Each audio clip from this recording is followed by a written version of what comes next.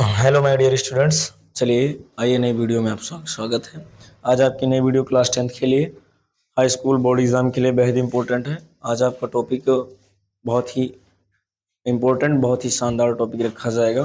Topic क्या हो सकता है, मैंने शायद आपको नेक्स्ट वीडियो में पढ़ा रखा होगा, फोटोसिंथेसिस क्या होता है। तो उसी को हम आज दोबारा रिव्यू आपको कराएंगे, दोबारा से रिवीजन कराएंगे। और रिवीजन कराने से पहले मेरा जो नारा रहता है उसको हम लगाएंगे, जय जवान जय किसान। चलिए स्टार्ट करते हैं। तो आपका टॉपिक क्या है, मैंने बताया सब्जेक्ट केमिस्ट्री है भाई। कौन सा है? सब्जेक्ट आपका केमिस्ट्री है। क्लास कौन सी है सर? तो क्लास है आपकी 10th की। कौन सी है भाई? क्लास 10th की केमिस्ट्री है। कौन सी भाई क्लास है? क्लास है आपकी 10th। कौन सी क्लास? क्लास 10th के बच्चे इसको जानेंगे। अब जानेंगे इसके बाद में क्या है टॉपिक सर। टॉपिक आपका है और चैप्टर कौन सा है? तो चैप्टर आपका बायोलॉजी में भी रख सकते हैं और उसको केमिस्ट्री में भी रख सकते हैं, जो मैं टॉपिक चूज किया। टॉपिक क्या है भाई कि फोटोसिंथेसिस, जिसको बोलते हैं प्रकाश संश्लेषण। क्या बोलते हैं? प्रकाश संश्लेषण। क्या बोलते हैं? प्रकाश संश्लेषण। इसको हम क्या कहते हैं भाई? फोटोसिंथेसिस। क्या कहते हैं? फोटोसिंथेसिस। इंपॉर्टेंट ही है, बहुत बेहद इंपॉर्टेंट है क्लास 10th के लिए। ये बायो में भी पूछा जा सकता है, न्यूट्रिशन में पूछा जाता है, किसके न्यूट्रिशन में यूज होता है उसके विषय में मैं आपको एकदम डिटेल्स में इस फोटोसिंथेसिस आप जिंदगी में, मेरा मानना है कि भूलेंगे नहीं। बहुत ही मतलब शानदार तरीके से, बहुत ही शानदार मजेदार रूल के द्वारा समझाएंगे। ये फोटोसिंथेसिस है क्या? प्रकाश संश्लेषण। क्या सर प्रकाश का सोखना ही प्रकाश संश्लेषण कहलाता है? लाइट को क्या करना? सोखना ही प्रकाश? नहीं, ऐसा कुछ नहीं है। प्रकाश। अब चलिए कुछ चीजें हम इधर स्ट्रक्चर में बनाते हैं, जैसे आपको एग्जांपल में दिया जाएगा। मैं इस साइड में ना बनाकर इसी साइड में बनाते हैं। चलिए देखते हैं। तो ये आपको क्या बनने वाला है, आप लोग खुद बताएंगे भाई। ये बनने वाला क्या है आपका? तो ये आपका बनेगा, पेड़ बन जाएगा। क्या बन जाएगा? पेड़ बन जाएगा। और इस पेड़ को हम क्या करेंगे भैया? ठीक, ये हो गया आपका पेड़। ठीक है। अब नीचे क्या होंगी भाई? जड़ें होंगी। क्या हो जाएंगी? जड़ें। अब ये रूट्स हैं, ये सारी क्या है भाई? ये रूट्स हो गई आपकी जड़ें। और ये क्या हो गया आपका? अर्थ। अर्थ का मतलब पृथ्वी। क्या होता है? अर्थ का मतलब क्या होता है? पृथ्वी। और ये क्या है? ट्री है। ट्री का मतलब क्या होता है भाई? पेड़ होता है। अब ये पेड़ हो गया, ये रूट्स हो गया, ये अर्थ हो गया, और ये सारी क्या हो गई आपकी? लीव्स हो गई। लीव्स का मतलब बोले तो पत्तियां। क्या हो गई? पत्तियां हो गई। अब ये हो गई पत्तियां। क्या होता है भाई? पत्तियां हो गई। अब ये जो पत्तियां हैं, अब यहां पर देख लेते हैं, थोड़ा ऊपर और चलते हैं। ये गोल गोल सा स्ट्रक्चर बनाया मैंने, और यहाँ पर मैंने बनाना स्टार्ट कर दिया। ठीक है। अब चलिए देखते हैं ये क्या बनकर आपका तैयार होगा। भाई इसको बहुत ही मतलब ध्यान पूर्वक देखिए। मजा तो मैं गारंटी लेता हूँ आने की, पढ़ने में, है ना। तो इस चीज की मैं गारंटी ले सकता हूँ कि आपको मजा भी होता है। ये क्या हो गया सर? ये हो गया आपका सन। सन का मतलब सूरज। अब देखिए यहाँ पर आप समझाना क्या चाहते हैं सर इस स्ट्रक्चर के द्वारा, इस सूर्य के द्वारा। तो सूरज से क्या निकलती है भाई? रेज निकलती हैं। क्या निकलती हैं? रेज, किरणें निकलती हैं। अब ये जब किरणें निकलती है तो किसके ऊपर पड़ती हैं? पेड़ पौधों के ऊपर पड़ती हैं, मानव के ऊपर पड़ती हैं, जितना भी इस पृथ्वी पर क्या है जीव, सब पर क्या करता है? सूरज की किरणें क्या होती हैं? उन पर पड़ती हैं। अब देखिए दूसरी बात यहाँ पर यह है कि सर फोटोसिंथेसिस का आप एग्जाम्पल देने से पहले आप क्या समझा दें इसकी डेफिनेशन। तो चलिए उसको जान लेते हैं। डेफिनेशन क्या होगी सर? तो जब हम क्या करेंगे, क्या चीज करेंगे भैया? कार्बन डाइऑक्साइड नामक गैस को और जल को क्या कर देंगे? आपस में मिलाएंगे। क्या करेंगे? आपस में मिलाएंगे। और प्रकाश संश्लेषण हमको कहां से प्राप्त होगा? प्राकृतिक से। तो क्या बनेगा भाई? क्लोरोफिल, ग्लूकोज, ये सब बनेगा, और उसे हम क्या कहते हैं? प्रकाश संश्लेषण कहते हैं, फोटोसिंथेसिस। आपको समझ में नहीं आया? चलिए कोई बात नहीं, एग्जाम्पल देखेंगे पूरा समझ में आएगा, मैं गारंटी लेता हूं। ठीक है। चलिए ये सूरज की किरणें हैं, ये किरणें किस पर पड़ी भाई? आपके पेड़ पौधे पर पड़ी। अरे हम मानो है, हम पर भी पड़ेगी, ऐसा नहीं। तो इस पर पड़ेंगी। क्यों इस पर पड़ी सर? इसका रीजन क्या है? रीजन ये है कि आप लोग क्या करते हो अपने घर में? दाल, चावल, अरे अनेक प्रकार के क्या करते हो? पोषण पदार्थों को बनाते हो। अब आपको पोषण मिलता किससे है? इसी पेड़ पौधे से मिलता है। न्यूट्रिशन किससे मिलता है?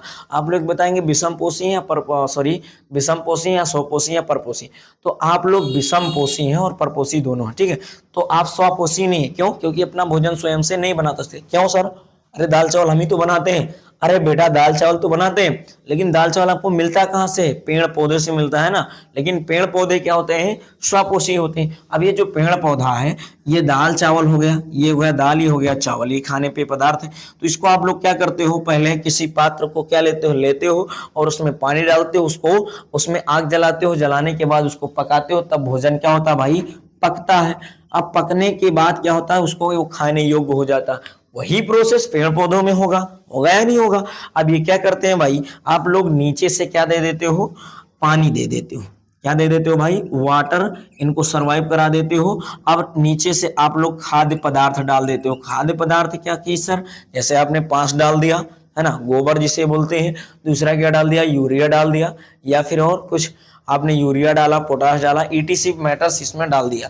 अब ईटीसी मैटर्स आपने इसमें डाला तो इसमें क्या होती है भाई? जड़ें होती हैं। जड़ों में इसमें क्या होती? शाखाएं होती हैं। तो उन्हीं शाखाओं के द्वारा नीचे से ऊपर की ओर सोख लेता है। कौन?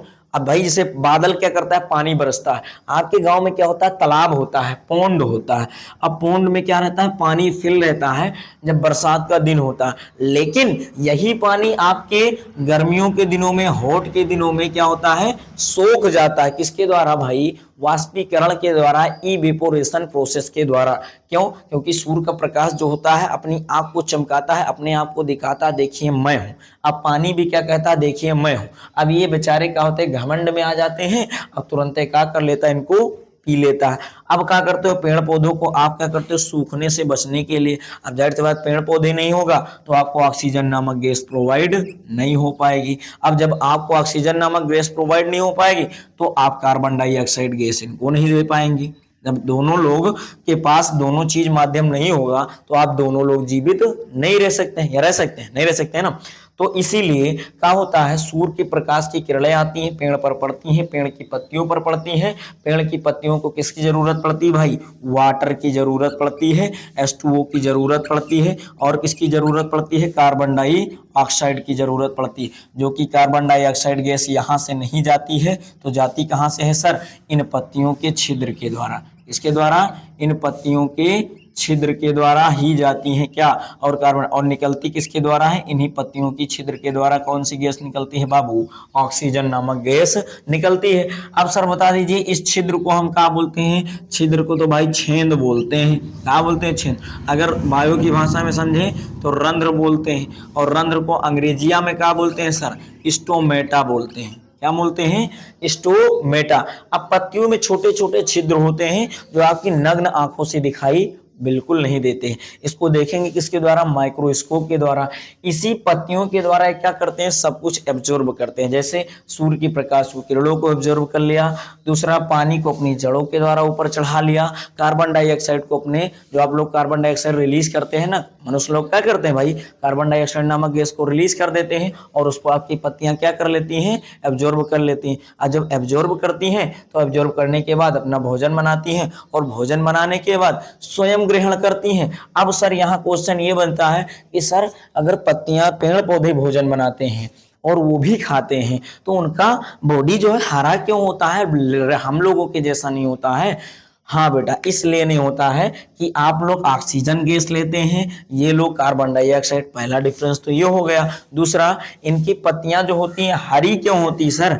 हरी इसलिए होती हैं कि इसके अंदर होता है बाबू क्लोरोफिल होता है, पर्ल हरिम जिसे बोलते हैं। क्या बोलते हैं? क्लोरोफिल होता है, जिसे हम क्या बोलते हैं? पर्ल हरिम। इसी पर्ल हरिम के कारण ये पत्तियां क्या होती हैं भाई? हरी होती हैं। और आप लोगों में क्या होता है? हीमोग्लोबिन होता है। इसलिए आपकी बॉडी क्या होती है? लाल रहती है, मार टमाटर जैसे गाल होते हैं, बढ़िया मार चिकने से पूछो नहीं। अब सर कुछ लोग काले होते हैं, तो काले होते हैं लेकिन उनके अंदर जो ब्लड पाया जाता है ना बेटा, वो कैसा होता है?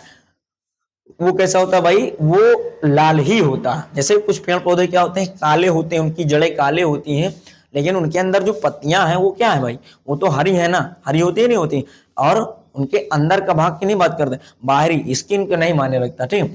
तो ये प्रोसेस होता है इसके अंतर्गत। अब ये बनता भोजन कैसे, आप लोग क्या करते हो, मैंने वही पात्र लिया, भोजन बनाया, तो वही प्रोसेस इन लोग भी अप्लाइड करते हैं। पत्तियों को ये अपना पात्र समझ लेते हैं, बर्तन समझ लेते हैं, और उस बर्तन में क्या मिलाते हैं, आग के द्वारा खाद्य पेय पदार्थ डाला जाता है, उसको सूर्य के प्रकाश के द्वारा ऊपर खींच लेते हैं, यहीं पर अपना पका करके खाते हैं, और खाने के बाद अपने मतलब कि जो आपको देने के लिए जो फल यहीं से बनता है, जो आपको खाद्य पेय पदार्थ इन्हीं पत्तियों के द्वारा निर्माण होता है, और आपको निर्माण हो जाता, फिर उसको क्या कर लेते हो, तोड़ लेते हो, कैच कर लेते हो, और उसे अपने दैनिक जीवन में खाद्य पेय पदार्थ में यूज कर लेते हो। अब जानते हैं, अब ये प्रोसेस आपको पूरा समझ में आ गया होगा। समझ में क्या आया, आप जानते हैं इधर प्रकाश संश्लेषण होता है क्या, इसकी रिएक्शन क्या होती है। तो आप लोग क्या करते हो, पेड़ पौधों को भोजन बनाने के लिए हेल्प कर रहे हैं भैया। चलिए ठीक है, नहीं समझ में आया फिर से समझते हैं, क्या इतना परेशान।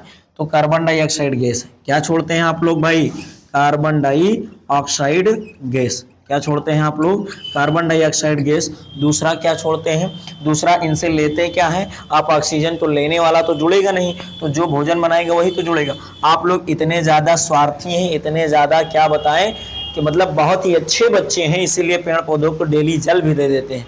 कितने लोग देते हैं कमेंट में बताना, जितने लोग नहीं देते हैं चलिए कोई बात नहीं, लेकिन दिया करें, क्योंकि आपका जीवन इन्हीं से चलता है। तो CO2 हो गया भाई, और दूसरा क्या आप लोग प्रोवाइड कर दिए, जल। जल का मतलब वाटर हो गया, है ना, वाटर। अब इस वाटर को इसमें प्रोवाइड कर दिया। अब बनता क्या है सर, यही तो मायने रखता है, बनता है आपका ग्लूकोज।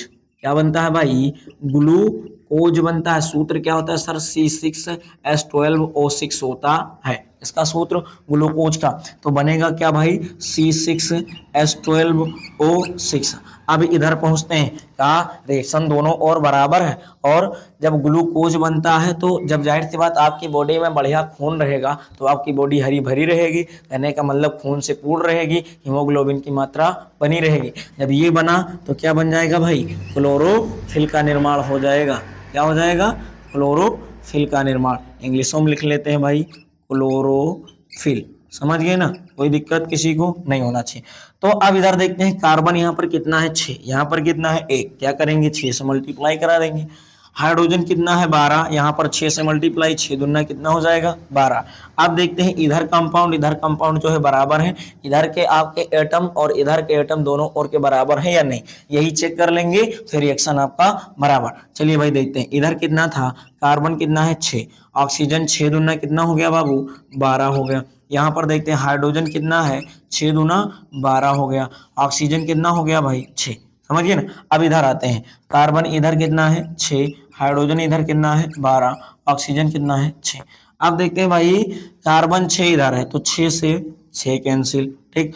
ऑक्सीजन इधर कितना है 6 है, अब यहाँ से 6 जाएगा तो अभी भी 6 है ऑक्सीजन के अणु, है या नहीं, अरे अभी 6 तो है, क्योंकि इधर 6 ही तो गया। अब हाइड्रोजन देखते हैं, इधर कितना है भाई 12 है, यहाँ पर कितना हो गया 12। अब आगे देखते हैं बच क्या रहा है, यहाँ पर आपका बचता क्या है, मायने तो यही रखता है, आपका बचता है आपका यहाँ पर 6 क्या ऑक्सीजन, तो प्लस में हम क्या लिख देंगे 6O2, क्या लिख देंगे 6O2। क्यों, क्योंकि यहाँ का 12 ऑक्सीजन और यहाँ का 12 ऑक्सीजन, अरे ऑक्सीजन यहाँ पर कितना था 6 कम 6 और 6 दूनी 12, 12 6 कितना हो गया 18, मतलब 12 6 कितना हो गया 18। अब 12 यहाँ पर ऑक्सीजन यहाँ कितना कटा 6, अब बच कितना रहा था भाई 12 बच रहा था, तो ये वाला 12 6 दूना 12 और 12 6 18, दोनों और बराबर। लेकिन सर बनता यहाँ पर जल है, तो जब बनता जल है तो यहाँ क्या कर देंगे 12H2O, और यहाँ पर क्या हो जाएगा भाई, बहुत ही आसान 12H2O। समझिए ना कैसे, यहाँ पर 12 दूना कितना हो गया 24 हो गया। अब हाइड्रोजन संख्या यहाँ पर कितनी है भाई, यहाँ पर कितनी है, अब यहाँ नहीं बनेगा तो आपका 6O2 ही, क्या बनेगा 6O2। यहाँ पर 12H2O नहीं करेंगे, यहाँ पर 6H2O। यही क्या होता है भाई, फोटोसिंथेसिस होता है मेरे प्यारे बच्चों, यही क्या होता है आपका प्रकाश संश्लेषण होता है। अगर आप इसकी डिफिनेशन लिखना चाहें तो मैं ओरली बोले दे रहा हूँ, आप उसको ध्यान से सुनेंगे, अगर आपका माइंड अच्छा होगा, आपका माइंड बेस्ट होगा, तो आप उसको तुरंत लिख सकते हैं। जस्ट रिटर्न क्या लिखेंगे, जब मनुष्य के द्वारा कार्बन डाइऑक्साइड नामक गैस दी जाती है और उन्हीं के द्वारा प्रोवाइड क्या किया जाता है जल, और प्रकाश की उपस्थिति। यहां तो मैं एक चीज लिखना भूल गया, प्रकाश की उपस्थिति, इसकी उपस्थिति में भाई प्रकाश की उपस्थिति, प्रकाश की उपस्थिति बहुत जरूरी है। यहाँ पर प्रकाश की उपस्थिति में कार्बन डाइऑक्साइड और जल को आपस में मिलाते हैं तो ग्लूकोज बनता है। यही क्या होता है, प्रकाश संश्लेषण होता है। समझ गए, कोई दिक्कत किसी को नहीं। यही क्या होता है, फोटोसिंथेसिस होता है। अगर किसी को दिक्कत हो तो कमेंट में बताएगा, आपको दोबारा वीडियो प्रोवाइड कर दी जाएगी। चलिए, अब मेरा मानना है कि पूरा समझ में आ गया होगा, क्योंकि आपको मैंने स्ट्रक्चर विधिवत सब कुछ फिल करके बताया है, कहीं पर कोई दिक्कत नहीं होनी चाहिए। चलिए नेक्स्ट वीडियो में मिलते हैं। आपको आपकी नेक्स्ट वीडियो होगी क्या सर, तो आपकी नेक्स्ट वीडियो होगी वही सेकंड चैप्टर का एसिड बेस एंड साल्ट का, किसका, अम्ल क्षार एवं लवण का, सोडियम कार्बोनेट Na2CO3 या सोडियम डेकाहाइड्रेट Na2CO3 × 10H2O, यही होगा आपका क्या भाई, आप अभी जानेंगे। ठीक, चलिए, जय जवान जय किसान।